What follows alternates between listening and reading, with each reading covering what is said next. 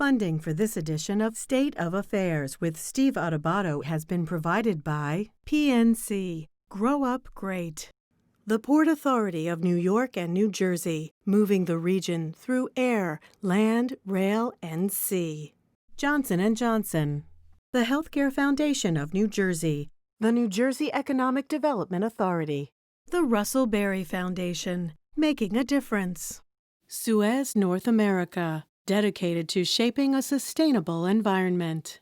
University Hospital, one goal, one passion, every patient, every time. And by the Adler Aphasia Center, enriching the lives of people with aphasia, their families, and communities. Promotional support provided by ROINJ, informing and connecting businesses in New Jersey. And by Insider NJ.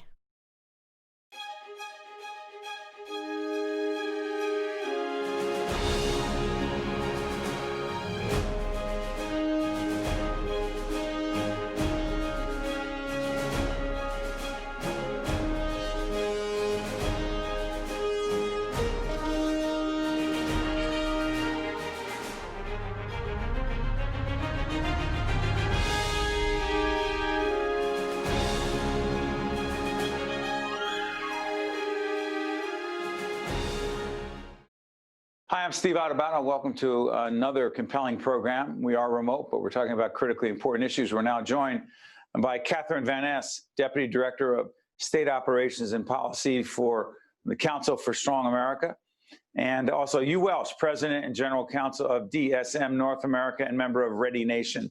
Thanks for joining us. Thanks for having us. Thanks for having us. Catherine, ReadyNation is? A nonprofit organization of over 2,700 business executives across the nation that follow the research of what works to support our businesses of today and build the strong workforce that we're going to need in the future. So we're very much involved in an initiative called Reimagine Childcare, previously known as Right from the Start NJ. A report was put out by ReadyNation saying, what about childcare and its connection to the economy? On you, go. You, please go. Sorry. Yeah, no, it's a compelling report that shows that, especially with infants and toddlers, 66% of them grow up in households where both parents work. And the child care system in New Jersey can only accommodate 27% of them. So what does that mean? That means that there's a woeful number of working parents that have to make very difficult Hobbesian-type decisions to either opt out of work, to leave work early, to do other things. And that costs our economy a great deal of money. I think it cost $57 billion nationally last year in just lost productivity, lost sales, lost revenue. So it's a critically important foundation to having a good business, is a strong childcare system, particularly with respect to infant and toddlers. Catherine, let me ask you this. COVID-19 has impacted the child care crisis, if you will. How? So we are looking at an estimated 1/3 to 1/2 of childcare providers not being able to stay open due to the need to shutter their doors when New Jersey was impacted so hard at the beginning of the pandemic. And even now, as they're looking to reopen, in order to keep their space safe for these children, they need to have lower ratios of staff to children. That means less revenue for them because fewer families are able to attend their childcare centers. And so when they were making their business plans at the beginning of the year, none of us thought that we would be facing a global public health crisis. But this money is going to help them in the short term to hopefully stay open and meet the needs of working families in New Jersey. But we also encourage lawmakers to think long term and make sure that they also have the system and structures in place to support them moving far into the future, hopefully when we get to the other side of this. So let's complicate it. There are young people, children, students. Some are remote, some are in hybrid situations, some are in classrooms. Whatever the situation is, how much more pressure has that put on parents as it relates to the child care crisis, all of whom need to work? Yeah, a tremendous amount of pressure, a tremendous amount of additional anxiety at a time where I don't think we need any more anxiety than we're confronting today. You know, we have our corporate headquarters in Parsippany, New Jersey, and just 3 weeks ago, I began to allow reentry on a volunteer basis into that facility, maybe at about 25% capacity. I've had maybe 5% capacity come in. And when I ask the employees why, it's not because they don't feel safe coming into work, it's because they don't have adequate childcare. to deal with infants and toddlers, to deal with children working from home. It's going to be a very troubling situation for us to ever fully reopen the economy or ever hope to get back to normal if we don't find a good way to address this problem. So let's complicate it even more. The situation, Catherine, is exacerbated for lower income families, disproportionately Black and brown. Talk about it. Absolutely. So we know that infant care in the state of New Jersey averages about $15,600 per year. Now, that's because infants need a lot of care and a lot of one-on-one attention, and that is what helps their brains develop at a rapid rate in those first years of life. But in-state public college tuition costs less than that for a year. So we know that these working families are not able to afford this childcare on their own. And as Hugh mentioned, are making very tough decisions about whether their income is actually worth the cost of that infant care. So let's do this. By the way, we're putting up the Reimagine Childcare information on the screen as we talk. Let me ask you this, Hugh, as it relates to the ReadyNation report. Any specific concrete recommendations beyond what we are doing now from a policy point of view? Yeah, we're going to need more government investment in childcare, specifically for infants and toddlers. I mean, we've made collectively the decision as a society that everybody K through 12 deserves a public education, and even those who don't have children in that system pay into the system. I think we're going to need to take a hard look at developing a similar system for those infants and toddlers to ensure that there's a place for working parents to bring their children. I mean, before this pandemic, you'll recall we had record low unemployment. If we're going to get the workforce participation rates that we need to reopen and grow the economy, we're going to need to find a solution for this problem. Catherine, tell folks what's at stake here if we do not make the investment on the state level, on the federal level, on a societal level. What is at stake, not just for those children, not just for those families, but for us as a society? Well, we are going to be facing a huge gap in the workforce that we need to reach our American dream and be innovative and find the next best thing for our economy moving forward. This early childcare and education helps set students up for success in school and gives them the skills that they need and the social emotional development that they need to be good coworkers and collaborators and teammates. So, we know that these early years are a critical time to reach children in their development. And unfortunately, it's not a year that you're going to get back. You can't be a 2-year-old with brain development rapidly happening again once you're 5 years old. So we're hoping that this does not become a missed opportunity. Well, let me say this to you, Catherine, and to you as well. Our commitment to Reimagine Childcare is ongoing. It is the follow-up, if you will, from right from the start, NJ. Not the last segment, ongoing segments where we continue to shed a light, put pressure. We're not advocates, but we are helping people understand what is at stake. And if someone is out there watching saying, well, my kid's good, my family's good, I have childcare, well, that's not enough. I'm not going to get on a soapbox, but we are in this thing together. And every family and every child that does not have quality, accessible, affordable childcare, it affects not just that child, that family, but all of us. That's what Reimagine Childcare is all about. I want to thank both of you for joining us. We'll continue that discussion about Reimagine Childcare. Thanks for joining us. I'm Steve Adubato. We'll be right back. To watch more State of Affairs with Steve Adubato, find us online and follow us on social media. We're now joined by Mike Erbeck, who's Vice President at United Airlines Newark Hub. Good to see you, Mike. Good to be here today, Steve. Thanks for having me. Mike, we're taping at the end of September. The show will be seen after that. The biggest challenges the airline industry, particularly United, is facing in the midst of this global pandemic. Describe it. Oh, it's really just about getting people comfortable about flying again. And obviously the biggest issue that we're facing right this second is obviously the number of states that are under 14-day quarantines. I mean, as soon as we have a vaccine or as soon as we have some sort of rapid testing, I think we'll get people moving again. But right now, it's just hard to move around the country when you don't know whether or not you can enter that state or not. And obviously the borders being closed is really significant to us at this point.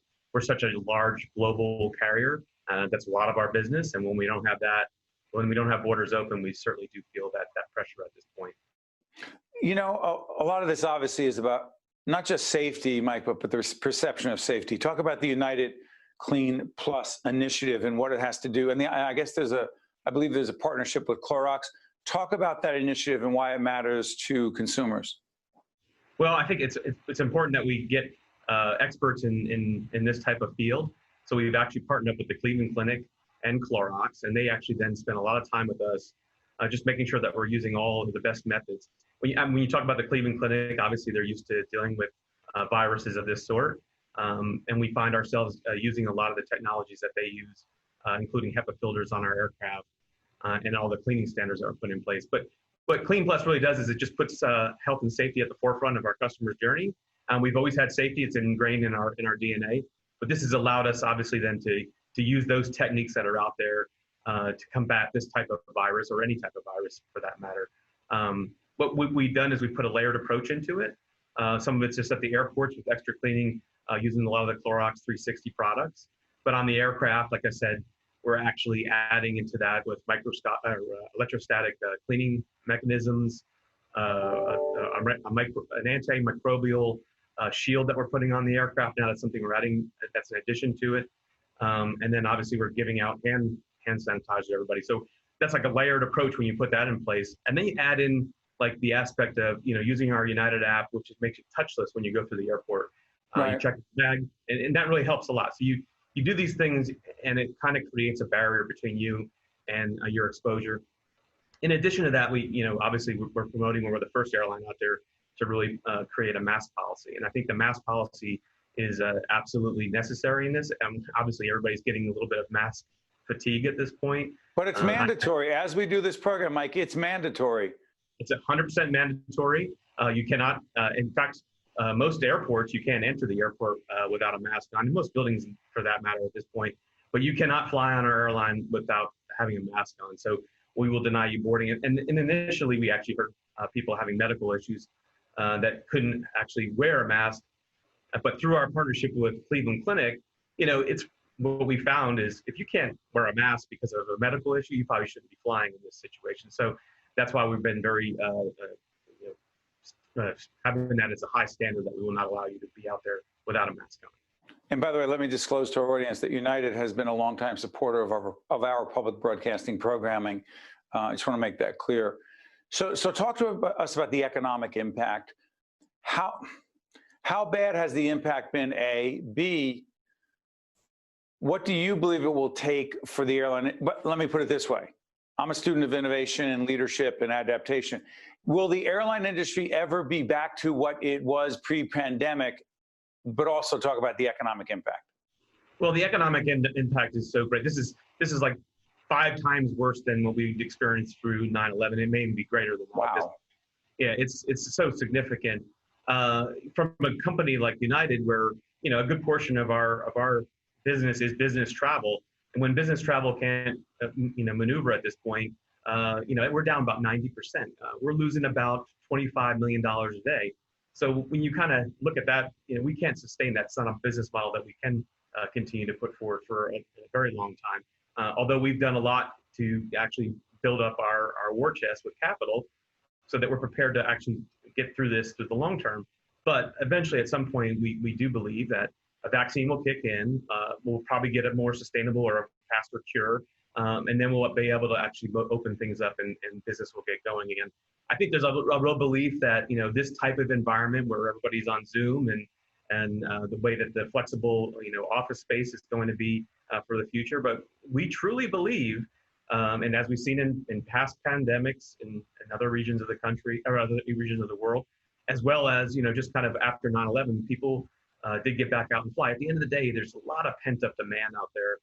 People still want to go see their family and relatives, and we're a society where human race is all about getting together. We do also believe that the business will come back as well. As soon as your competitor goes out and starts having lunch or playing golf or spending time, we do believe that they'll want to get out there and be on the road as well. Mike, I got 30 seconds, real quick. Eliminating change fees, is that a reality? Is that a policy? That is absolutely policy. That's something. And before the pandemic, I'll say last year, we were already looking at that. We want to be the preferred airline for our customers. We want our customers to think of United when they want to think about air travel. And we know that we have not been, necessarily considered the most friendly. The biggest pain point we heard from our customers, our corporate clients and just regular customers, was the fact that we had change fees. Getting rid of change fees was something that we believe is really putting the control back on our customer. This is an opportunity for us to do it anyway, because we were doing it for the pandemic, and we're just carrying it beyond that. change fees and same-day standby, which is all going to be great for our customers and allowing them flexibility. So we're excited about that. That's something that's permanent, and I think it's a game changer for the way the future of flying goes. Mike Erbeck, Vice President, United Airlines in Newark Hub, which a lot of us fly out of on a regular basis. Well, we did, and hopefully we will again in the near future. Mike, I want to thank you for joining us. All the best. Thank you very much for having me today, and we do look forward to everybody getting back out here and flying. You got it. We'll be right back right after this. To watch more State of Affairs with Steve Adubato, find us online and follow us on social media. We're now joined by Dr. Lucia Rodriguez-Freire, who is Assistant Professor of Environmental Engineering at the New Jersey Institute of Technology, NJIT. Good to see you, Dr. Lucia. Thank you so much for having me today. You told me that's what your students call you, so that's what I'm going to call you. Doctor, I'm going to be your student. We're all going to be your student. Define environmental sustainability, particularly in the age of this pandemic.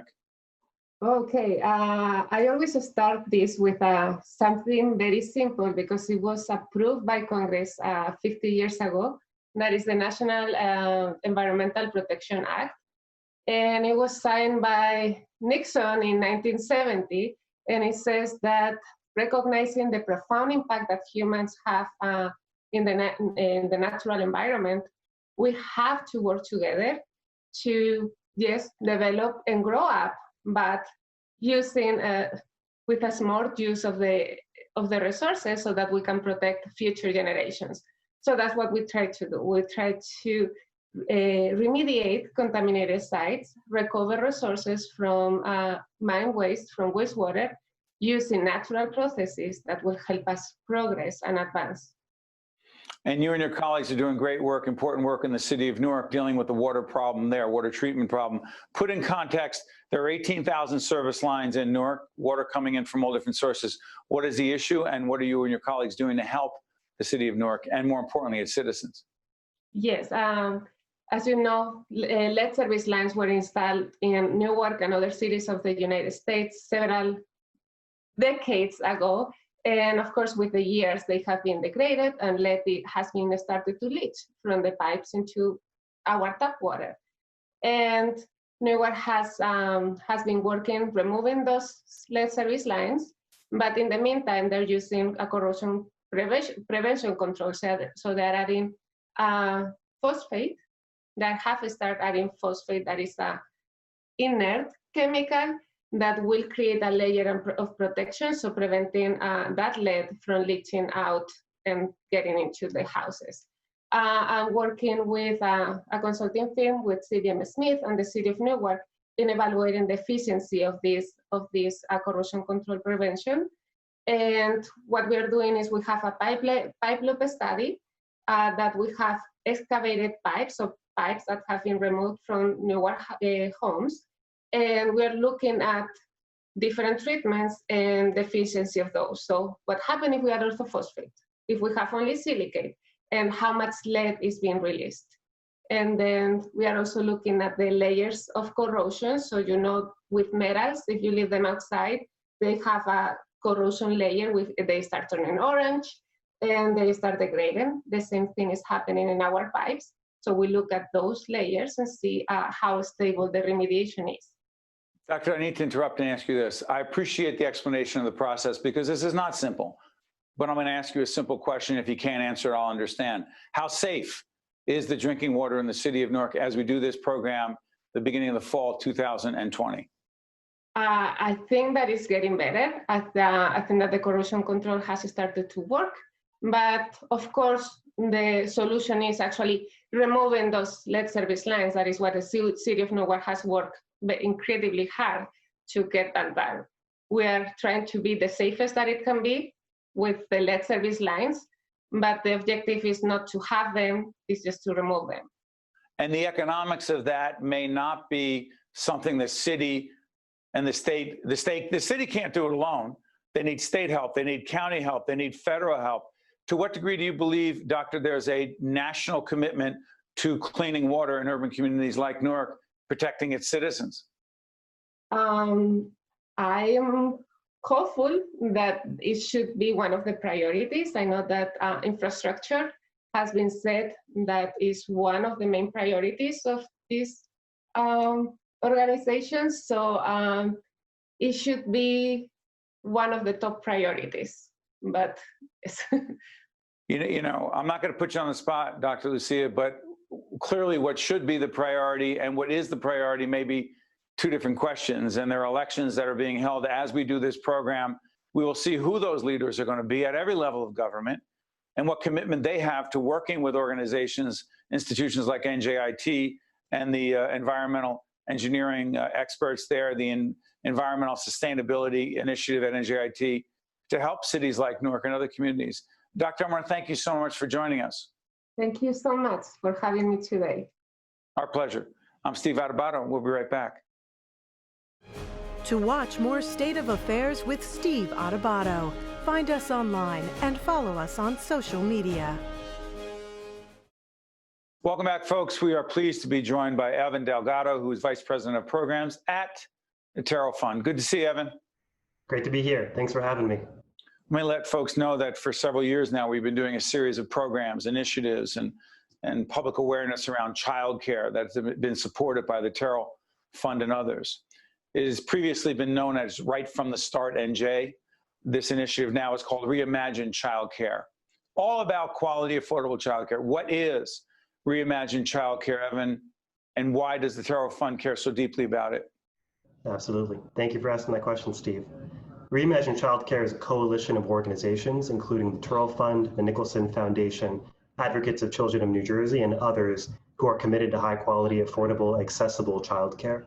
The reason we're so committed has become increasingly clear, I think, to many during the COVID crisis, but childcare is essential and critical to our state, to our economy, and to families.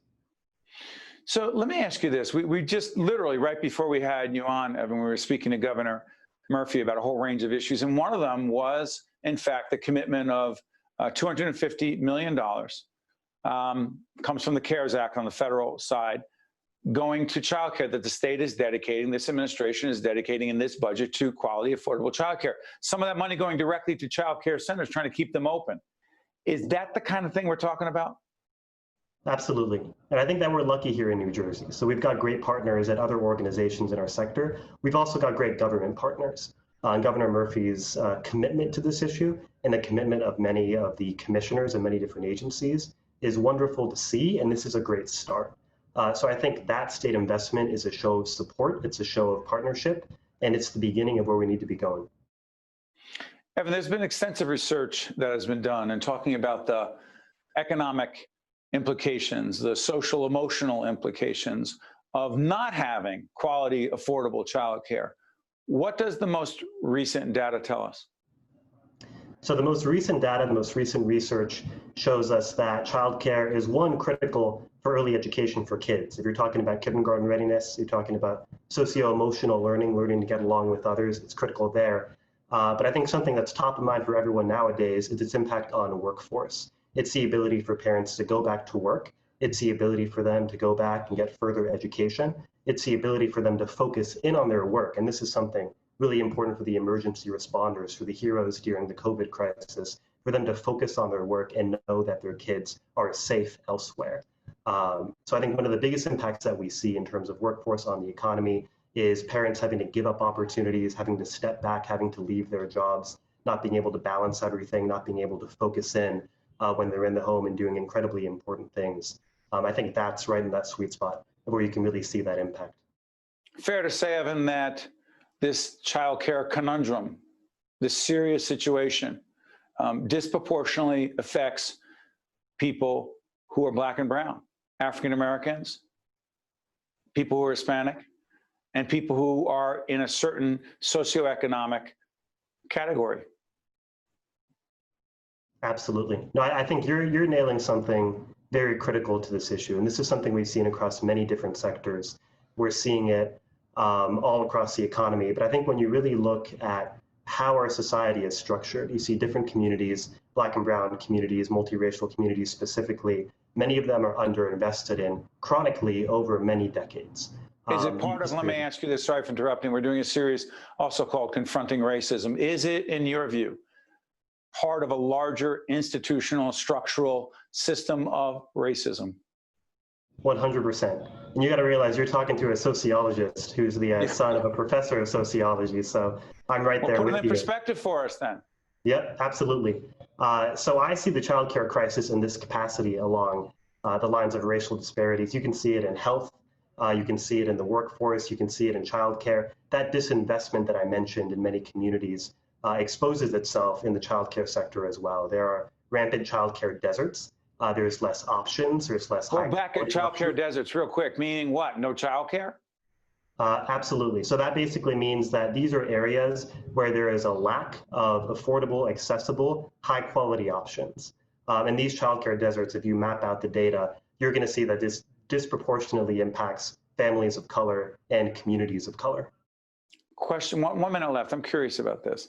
What about folks watching right now who happen not to be black or brown and they fall into they're white, middle class, upper middle class? They're like, I'm good.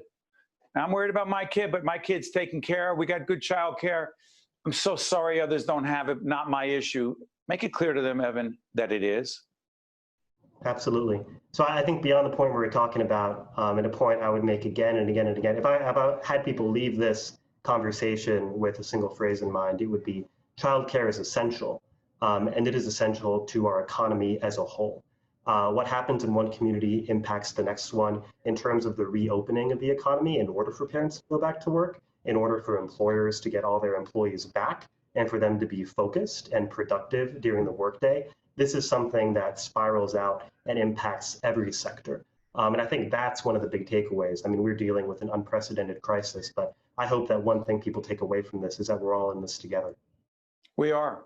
And to that end, Evan Delgado, the Vice President of Programs at Terrell Fund, I assure you that we'll continue our effort, and those of us in public broadcasting, our brothers and sisters in public broadcasting, to continue to shed a light on the importance of quality, affordable, accessible childcare. This is not going away.